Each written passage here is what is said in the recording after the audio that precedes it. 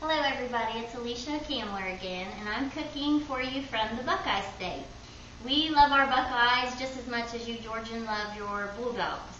Today's recipe is a fruit-filled Philly cream horn.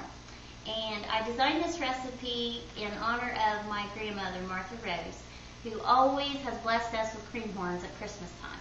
Now her version is a traditional puff pastry that she makes from scratch. Now from start to finish, that pastry takes about 24 hours when you allow chilling time. And so we just don't have the time or the energy or the patience to do that. So I'm going to cheat and use puff pastry for that. The other thing is, hers uses a traditional pastry cream for the filling, and I thought when I was trying to create a recipe for this competition, what possibly could make Grandma's cream horns any better? And the answer is Philly cream cheese. It makes them a real winner, just like the Buckeyes. I've also added some fruit preserves to that filling, which even takes it to another level. And then instead of her powdered sugar, I dress it up with a little bit more than that. We're going to use a glaze and some crushed almonds. Now the other part that I really wanted to share with you is, to get the cream horn shape, as you can see here, my grandmother literally just takes tinfoil and wads it up and tries to shape it in the shape of a cone and then wraps the pastry around it. Well, sometimes they're a little awkward, sometimes there's holes in them, and sometimes they just aren't real equal, and sometimes not as pretty. So I was trying to think with all my might, what could I possibly use to make a cream horn shape that I could even keep inverted in the oven so that they're perfectly round all the way around and cook evenly. And it took me a long time, and then finally I had that revelation. Have you ever had one of those moments when you're just like, oh my gosh, I thought of that? And I'm just so proud of myself that you just have to pat yourself on the back for it. Well, here was my moment. It's so simple, but I thought I'll use a sugar cone or a waffle cone, ice cream cone. So that's what I did, and it worked. I tried it first. I didn't burn down the house or anything like that. What I did do is wrap each one in this quick release, easy release foil, so you don't even have to spray this. So I just wrapped each cone with the foil so it was completely covered. Folded the tip down, and then just push the rest down up in there. And then as you can see, they set perfectly erect right on your baking sheet.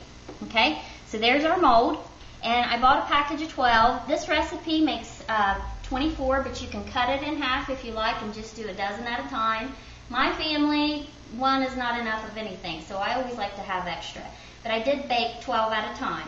I'm using 2 boxes of puff pastry, and each box will make 12. So again, if you want to cut that in half. So here's one sheet of the puff pastry, and this is how I did it. When you open it, you'll see there's 3 distinct lines. So I went ahead and cut down each of those lines, and then of those thirds, I cut that in half.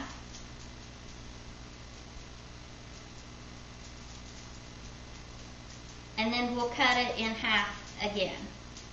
So one strip will make 1 cream horn. So we're going to get a total of 6 per sheet, 12 per box, so 24 for 2 boxes. So start at the top, and again, I didn't have to spray these, just use the quick release foil. I was afraid if I sprayed that it may make the inside kind of gummy and they wouldn't get done, so I didn't do that. I used this foil and it works beautifully. If you make the little skinnier strip, I did this a couple different ways, and this is the way that it turned out the prettiest. Then take the other strip and just start where you left off.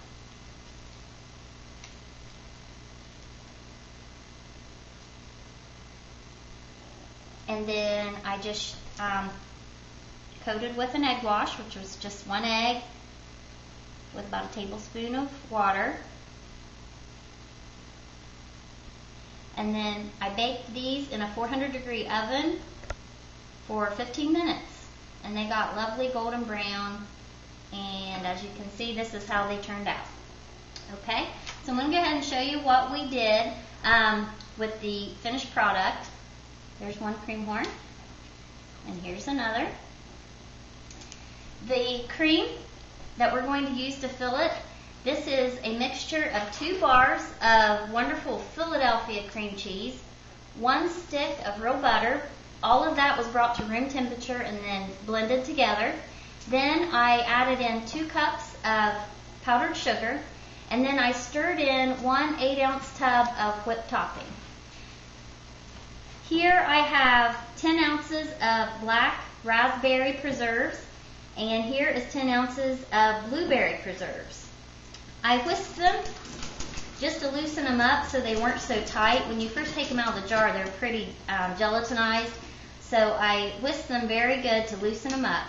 I'm going to divide this about half and half. I'm going to take half and make black raspberry, and the other half I'm going to make blueberry. You do not have to do this. If you just want one flavor, by all means, you can do that. If you want to leave this plain and not make it fruity, you can do that too.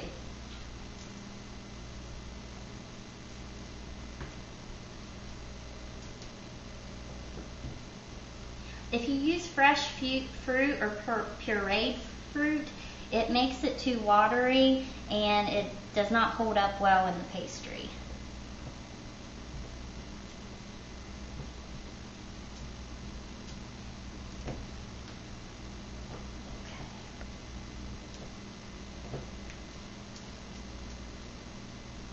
Here is the black raspberry. This is our blueberry.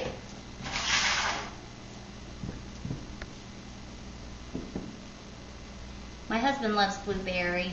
I think he likes blueberry anything, so that's why I'm doing this particular one.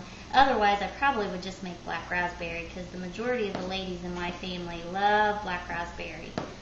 Black raspberry anything. Ice cream, pie, cheesecake, whatever.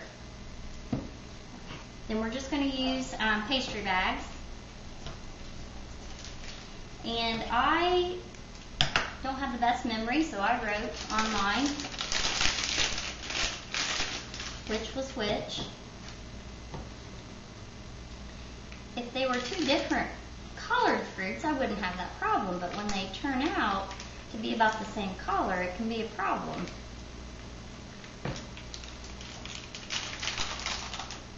Okay, and here is our raspberry, or excuse me, our blueberry.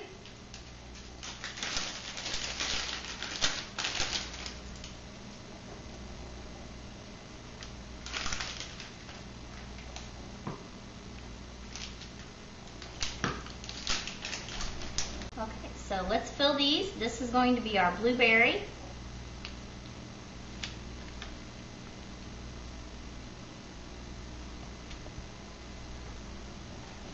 And next is our black raspberry.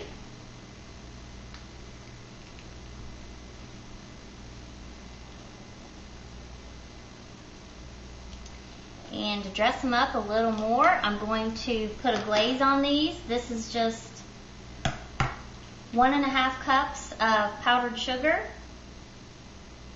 with 1/4 cup of half and half. Going to sprinkle with some crushed almonds, and then this is how we're going to plate them.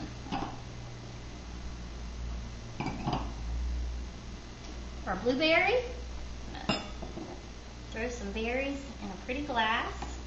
These are great for like a shower or like wedding shower or baby shower or just a girls get together.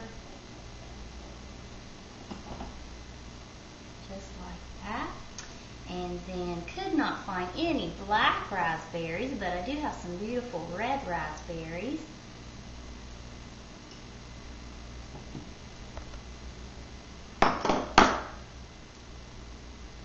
There you have it. Now what could possibly be cuter than that, except maybe a buckeye with dimples. I hope you enjoy this recipe. I sure have had fun making it for you.